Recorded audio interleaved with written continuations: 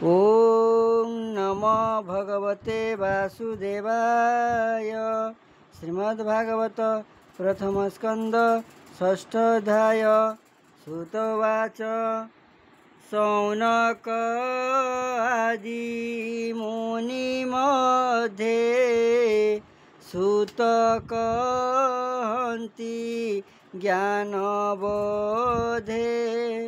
शुण सकल मुनिजन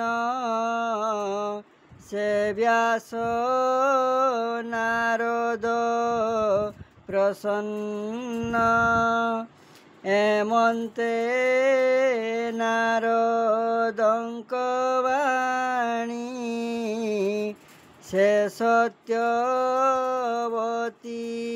सुत शुणी नारद जन्म कर्म जेते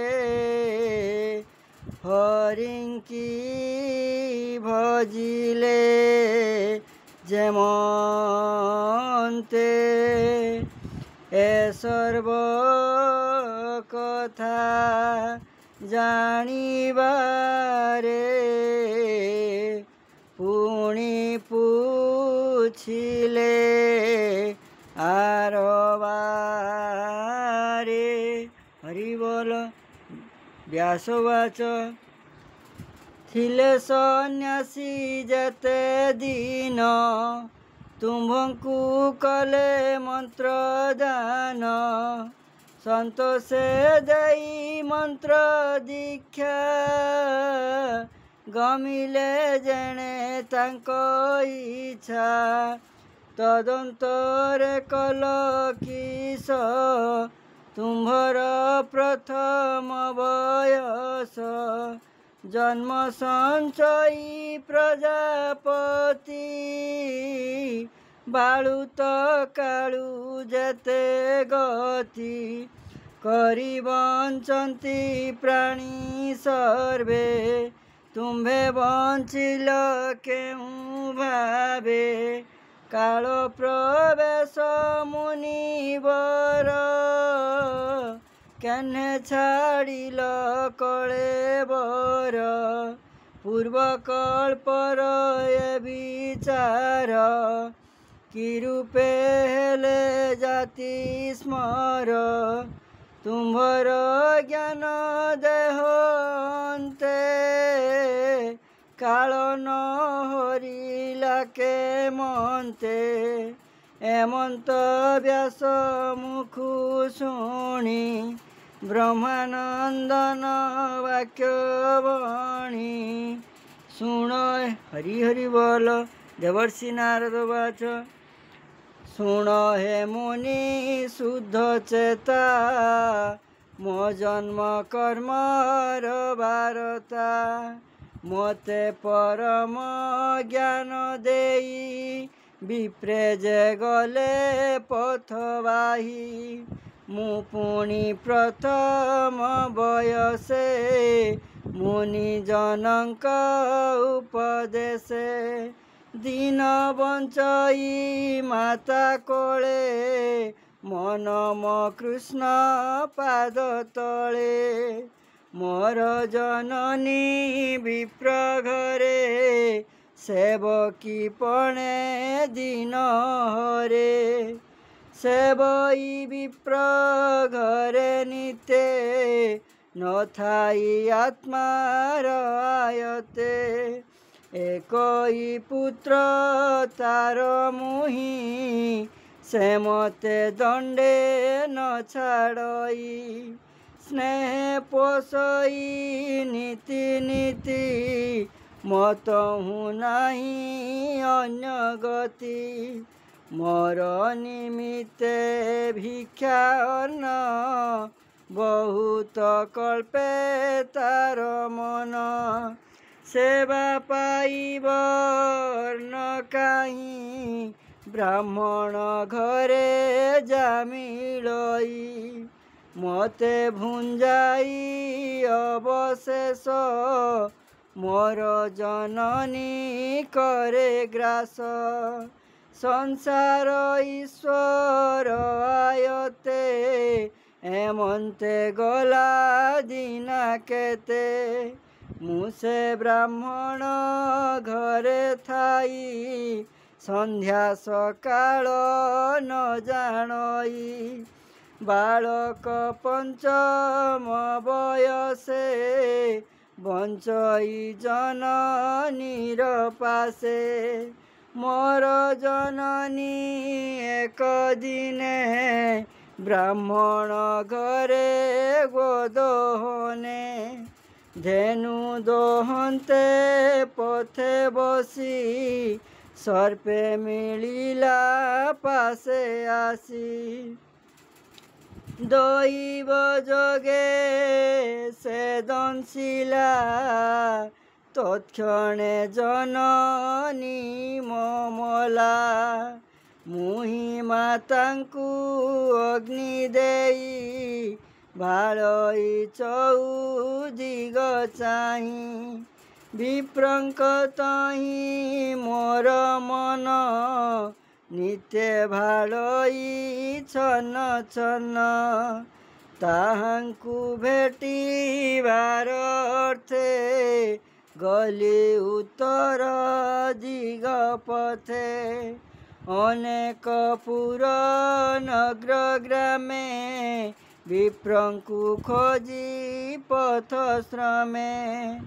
ଖେଟ ଖର୍ବଟ ବାଟି ବନେ ଦୁର୍ଗମ ପର୍ବତ କାନନେ।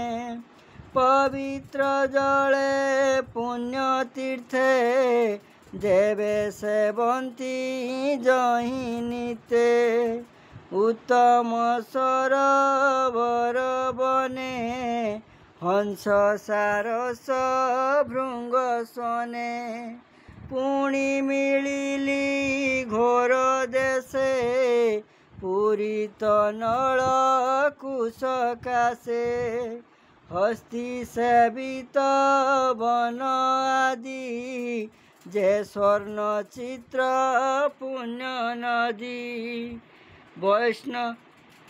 ବୈଣବିଲତା ଗୁଳ୍ମସାର ଦିଶଇ ଘୋର ଅନ୍ଧକାର।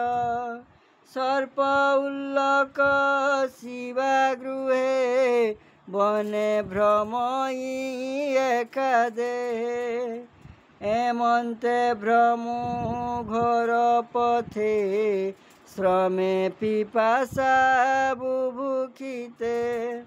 ଏମନ୍ତେ ଯାଉଁ ପଦେ ପଦେ ଶ୍ରମେ ପଶିଲି ନଦୀ ହ୍ରଦେ। ଶୀତଳ ବାରି ସ୍ନାନ ପାନ କରନ୍ତେ ଗଲା ମୋର ଶ୍ରମ। ସେ ନଦୀ ଜଳେ ପ୍ରାଣ ତୋଷି ଅସ୍ୱସ୍ଥ ତରୁ ତଳେ ବସି। ସେ ରୂପେ ମୁନିଙ୍କ ବଚନେ ଆତ୍ମାରେ ଆତ୍ମା ଅବଧାନେ। କୃଷ୍ଣର ପାଦ ପଦ୍ମ ଯୁଗେ ଧ୍ୟାନ ମୁଁ କଲି ଅନୁରାଗେ। ଉତ୍କଣ୍ଠା ଗଦ୍ଗଦ ବଚନ ଅଶ୍ରୁ ଜଳରେ ନେତ୍ର ପୂର୍ଣ୍ଣ। ତତ୍କ୍ଷଣେ ପରମ ଆନନ୍ଦେ ହରି ବିଜଏ ମୋର ହୃଦେ। ଅତ୍ୟନ୍ତ ପ୍ରେମ ଭରେ ଦେହେ ଉଦ୍ଗମ ହେଲେ ତନୁ ରୁହେ। ଆନନ୍ଦ ସାଗରେ ବୁଡ଼ିଲି ଉଭୟ ଲୋକ ନ ଜାଣିଲି। ରୂପେ କି ଦେବା ପଟାନ୍ତର ମନ ବଚନ ଗୋଚର। ଦେଖି ଉଠିଲି ତତକ୍ଷଣେ ବିକଳେ ଚିତ୍ତ କରସଣେ। ପୁଣି ରହିଲି ଦୃଢ଼ ଚିତ୍ତେ ସେ ରୂପ ଦେଖିବା ନିମନ୍ତେ।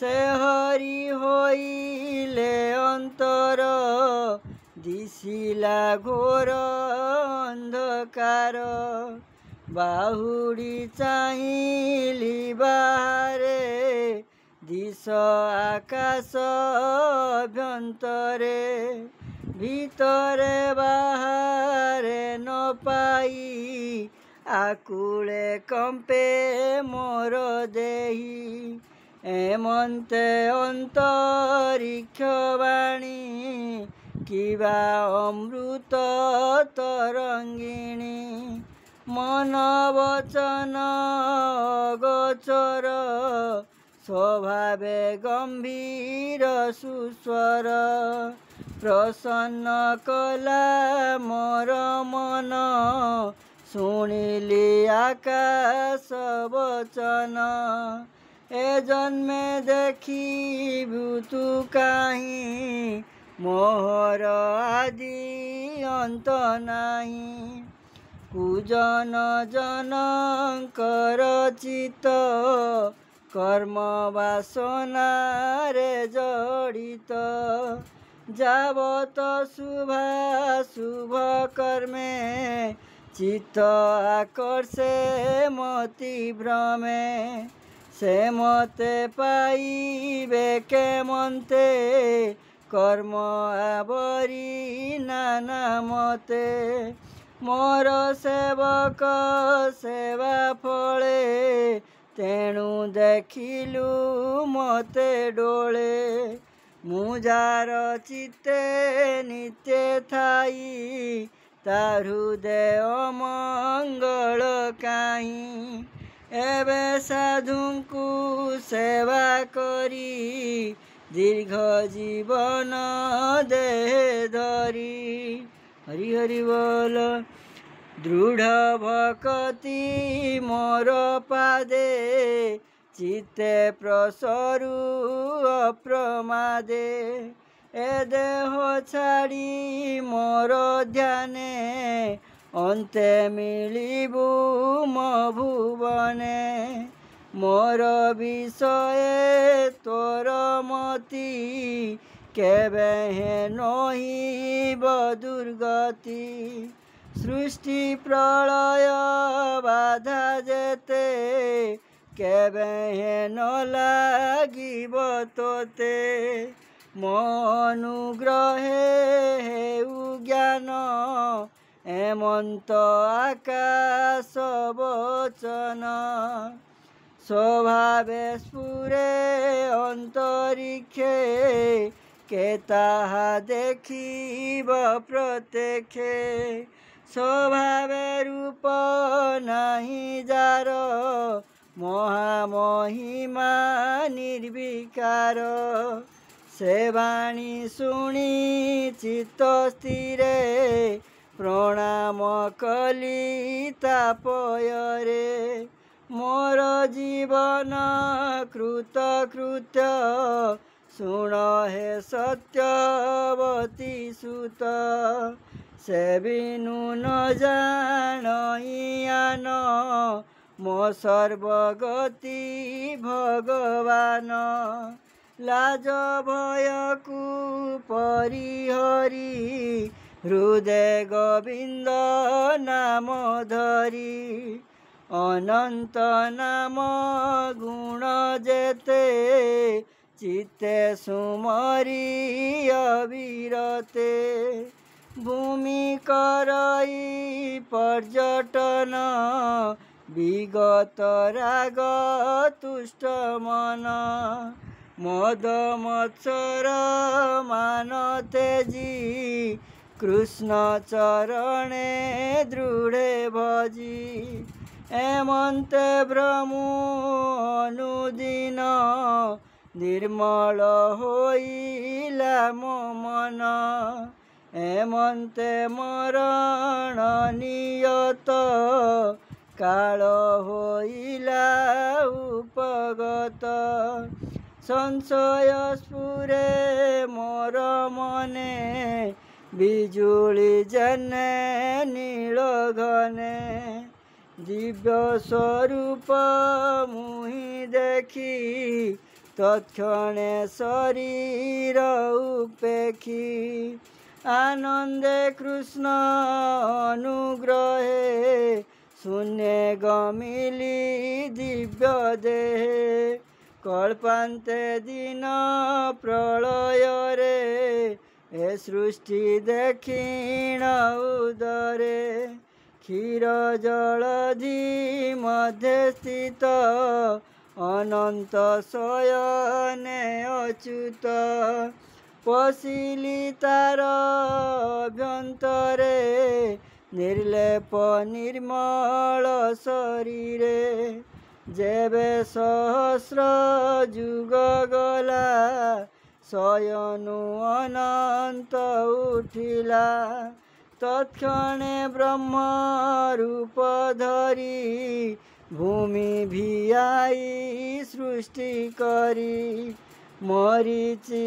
आदि सप्तसुत ब्रह्मा मनरु हेले जात मुहि होइली तांक संगे संभूत विधातार अंगे निश्चल चित्ते दृढ़ व्रते ए तीनि लोके भ्रमे निते कृष्णर भावे भ्रमे नीति मोहर व्याहत गति हरि हरि बोल कृष्ण भक्ति भाव भले मुहि गमई अंतराले देवंक मध्य मुहि थाई नृत्य करई कृष्ण गाई शुणी संतोष मोर बाणी बीणा गोटिए देले आणी शपथ स्वर विभूषणा सुस्वर नाद तीनि गुणा स्वर मूर्छना नाद बाई आनंदे कृष्ण गुण गाई निरते भ्रमे त्रिजगत शुण कहिबा आउ जेते हरिर अभय चरण अशेष तीर्थंकर स्थान से पाद कले सुमरण शीघ्र मचिते नारायण आदित्य तेज प्राय दिशे अज्ञानतम बेगे नासे से हरि चरितर गुण भमुनि सावधाने शुण भव सागरे जेते नरे आतुर चित्त अभ्यंतरे विषय रसे सुजड़ित केबे नोए शुद्ध चित्त अछंती भव सिंधु गर्भे से नरे केमंते तरिवे कृष्णर गुण गाथा घोषी आनंदे सुख नावे बसी हेले तरिवे हरि गाई अन्यथा सुख लेस नाही जम नियम जोग पथे जेनर साधे अविरते एनाब पाई बसे काहीं जेबे गोविंदे चित्त नाही शुण हे सत्यवती सुत मोहर पूर्वर चरित जन्म कर्मादि मोर जेते कहिली तुम्भर ग्रते तुम्भर मन त्वसर्थे कहिली जो भक्ति जोग जोग जेते हरि हरि बोल सुतमुनि बोलती सुत कहन्ति अनुरागे यज्ञे समस्त मुनि आगे नारद जन्म कर्म कथा विष्णु भक्तिर व्यवस्था व्यासंक आगे सर्व कही आनंद वीणा वाद्यवाई आकाश मार्गे गले के बिजुली जन्हे बड़ा होके धन्य महिमा देव ऋषि निरते कृष्ण नाम घोषे हरि गायने भोलो होई विविध छंदे वीणा बाई निरते भ्रमे तिनि पुरे जगत संकट धरे बोलई दास जगन्नाथ प्रथम स्कंदे भागवत हरि हरि बोल इति श्रीमद्भागवते महापुराणे परमहंस्यां संहितायां प्रथमस्कन्धे व्यास नारद संवादे षष्ठाध्याय हरि हरि बोल अज्ञानी मानकु ज्ञान दियंतु जगतर प्राणी मंगल वृद्धि करंतु कृपा करंतु प्रभु कृपामय।